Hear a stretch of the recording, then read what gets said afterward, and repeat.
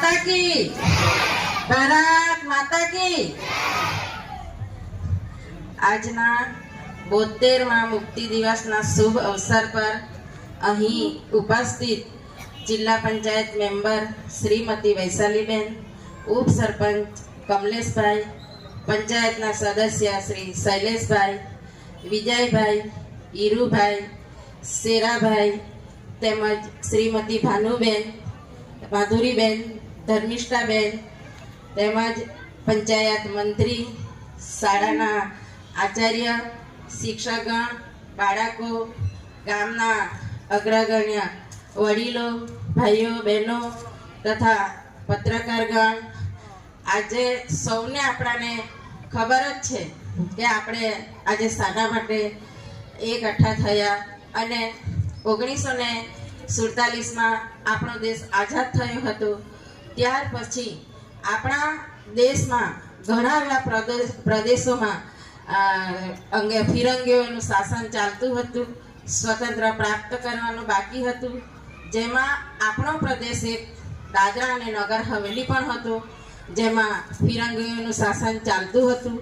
તો આ ફિરંગીઓને ભગાડવા માટે આપણા ગોવાના યુનાઇટેડ ફ્રન્ટ, ગોમંતક દળ, રાષ્ટ્રીય સ્વયંસેવક, સ્થાનિક સંગઠન જેવા સંગઠનોએ સંગઠન કરીને લડાઈ કરી અને સૌ પ્રથમ 22 જુલાઈ 1954ના દિવસે આપણા દાદરાના સ્થાનિકોના સહારાથી આપણું દાદરા ગામને ફિરંગીઓના શાસનમાંથી મુક્તિ અપાવી અને સૌ પ્રથમ આપણું દાદરા ગામ અંગ્રેજોના શાસનમાંથી મુક્તિ મળી હતી।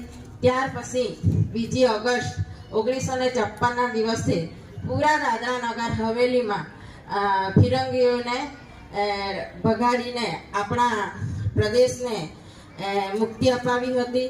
તો આજના દિવસે આપણે સ્વતંત્ર સેનાઓ, આપણા જે વડીલો એ લોકોને આપણે કોટી કોટી નમન કરીશું અને એવા વીર જવાનો, વીર શહીદોનું પણ આપણે આજે શ્રદ્ધાંજલિ અર્પિત કરીશું અને આપણો પ્રદેશ અંગ્રેજોના શાસન પછીથી આપણા પ્રદેશમાં ખૂબ સારો એવો વિકાસ થયો। પહેલાં એવું હતું કે આપણા દાદરા ગામમાં આપણે એક શાળા પણ હતી, આપણા ગામના લોકો લવાસામાં શિક્ષણ લેવા માટે જતા હતા। તો આજે આપણા પ્રદેશમાં કે આપણા ગામમાં ખૂબ જ સારી એવી શિક્ષણની પણ સુવિધા છે અને બાળકોએ ખૂબ સરસ શિક્ષક લઈને અગાડી વધીને પોતાના માતા પિતાનું નામ રોશન કરવાનું, આપણા ગામનું નામ રોશન કરવાનું। તમારા માટે શિક્ષકો પણ ખૂબ જ મહેનત કરે।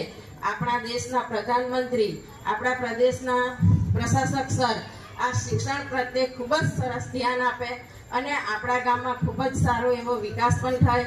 આપણે દાદરા ગામમાં નવું આંગણવાડીનું મકાન બન્યું, તેમની બેલા ફળિયામાં નવી આંગણવાડીનું મકાન, તેમની નહેર ફળિયામાં નવું આંગણવાડીનું મકાન અને આપણા ગામમાં જે વૃદ્ધા પેન્શન મળે એ 549 લાભાર્થીને લાભ મળતો છે।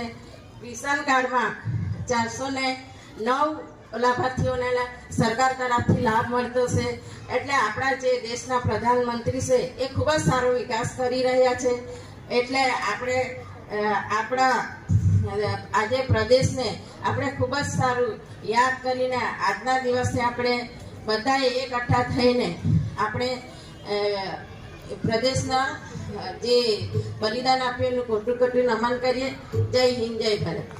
શિક્ષકગણ તેમજ વાલા વિદ્યાર્થીઓને આજના 72મા મુક્તિ દિવસ નિમિત્તે હું અહીંથી ખૂબ ખૂબ શુભેચ્છા પાઠવું છું।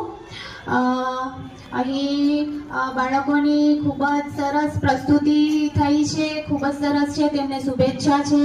શિક્ષકગણને પણ શુભેચ્છા છે કે તેઓએ તેમને સારી કેળવણી આપી રહ્યા છે। માતા પિતા અને અહીંયા આપણે સૌ જાણીએ છીએ, શિક્ષકગણ પણ જાણે છે કે બાળકો પર શબ્દ પર શું અસર થતી હોય છે। તો તેમને આવનાર સમય પર તમે સારી કેળવણી અને શિક્ષણ આપો તેની હું અહીંથી શુભેચ્છા પાઠવું છું અને અભિનંદન પાઠવું છું। આજના દિવસે આપણે આપણા વીર સ્વતંત્ર સેનાનીઓને આપણે નમન કરીએ, તેઓને શ્રદ્ધાંજલિ અર્પિત કરીએ. અહીં આ મંચ પરથી હું કહીશ કે આપણે અહીં આ દિવસ નિમિત્તે આપણી પંચાયતનું પણ એક જવાબદારી બને છે કે આપણા વીર જે સ્વતંત્રતા સેનાનીઓ છે તેમના ફેમિલી પણ છે, તો તેમના વંશજો, વડીલો, ગામના આગેવાનો છે, ચૂંટાયેલા પૂર્વ પ્રતિનિધિઓ છે, તેઓનું પણ આજના દિવસ નિમિત્તે માન સન્માનનો સમારોહ પણ જરૂર રાખવો જોઈએ, જેથી આજના વર્ષમાં એક દિવસ આવો આપણો આવે છે તો આપણે રૂબરૂ આજના એકદમ સમય આપણો એવો સમય ચાલી રહ્યો છે કે બધા પાસે પૂરતો સમય એવી રીતે ફાળવી નથી શકતા કે રૂબરૂ આપણે મળી શકીએ, પણ આજના દિવસે તેઓને આપણે મળી શકીએ, તેમના ઇતિહાસ આપણે તેઓના દ્વારા આપણે જાણી શકીએ છીએ. જિલ્લા પંચાયતથી કાર્યક્રમ આપવામાં આવ્યો છે હતો અહીં માન સન્માન સમારોહનો, પણ અમુક કારણસર મારા ખ્યાલથી અહીં આયોજન નથી થયું. હું ઈચ્છું છું કે હવે આવનાર સમય પર આપણા મુક્તિ દિવસ નિમિત્તે ખૂબ પૂરજોશથી અહીં આપણી તૈયારી રહે અને ખૂબ જ એક તહેવારની જેમ આપણે ઉજવીએ અને સૌ ભેગા થઈએ, હળીએ મળીએ. અને ઇતિહાસ તો સૌ અહીં જાણે જ છે, પણ આપણે ભવિષ્યમાં કેવી રીતે એકજૂટ રહીએ, સૌ કેવી રીતે હળી મળી રહીએ અને આપણા પ્રદેશનો કેવી રીતે આપણે વિકાસ કરીએ, તેના માટે આપણે સૌનો એકજૂટતા ખૂબ જ જરૂરી છે. બસ આટલું કહીને હું મારી વાણીનો વિરામ આપીશ. ભૂલચૂક માફ.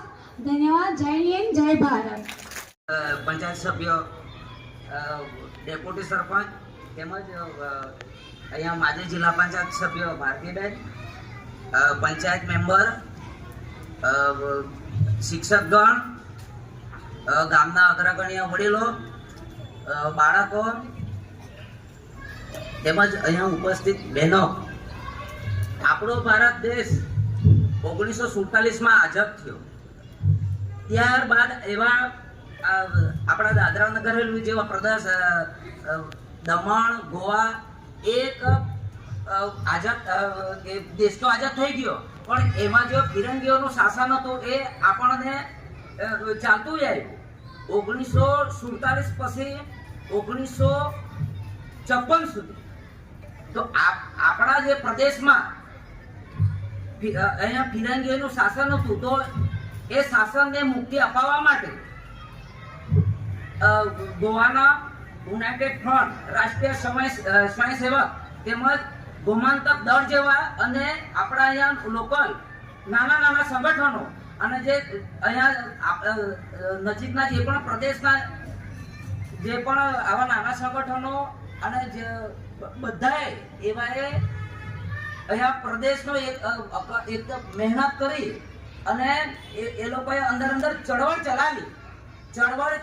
ચલાવી અને એ લોકોએ એક ટાર્ગેટ બનાવ્યો. સૌથી પહેલા આપણી જે દાદરા પટેલા છે ને એને ટાર્ગેટ બનાવ્યો અને 22મી જુલાઈના દિવસે દાદરામાં જે આઉટપોસ્ટ હતી, સૌથી પહેલા એ લોકોએ અહીંયા આઉટપોસ્ટને ધ્વસ્ત કરી નાખી અને સૌથી પ્રથમ 22 જુલાઈએ દાદરાને મુક્તિ અપાવી.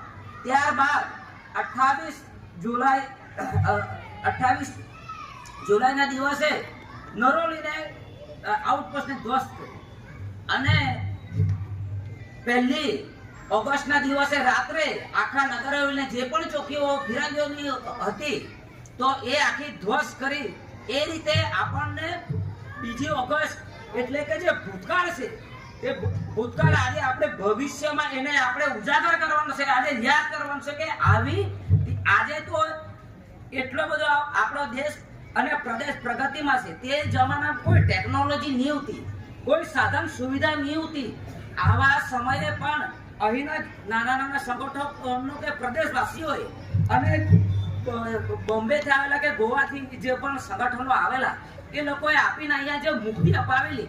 તો આવા દિવસે આપણા આ તો અમૂલ્ય દિવસ છે, ગૌરવનો દિવસ છે. આવા દિવસે પણ આપણા પટેલાજને અહીંયા છે ને, અહીંયા જે પ્રોગ્રામ થાય ને અહીંયા આપણને જગ્યા નહીં મળવા જોઈએ. કેમ કે એ આપણો અમૂલ્ય દિવસ છે, આપણને એક મુક્તિ અપાવેલી છે. એમાં આપણે તો એક શ્વાસ લે છે ને એ લોકોને લીધે આપણે શ્વાસ લેવા. તો આવા દિવસે આપણા જે પણ આ સ્વતંત્ર સેનાનીઓને આપણને જે અહીંયા મુક્તિ અપાવેલી છે એવા વીર જવાનો, વીર જે શહીદો થયેલા છે એ લોકોને આજે હું કોટી કોટી નમન કરું છું.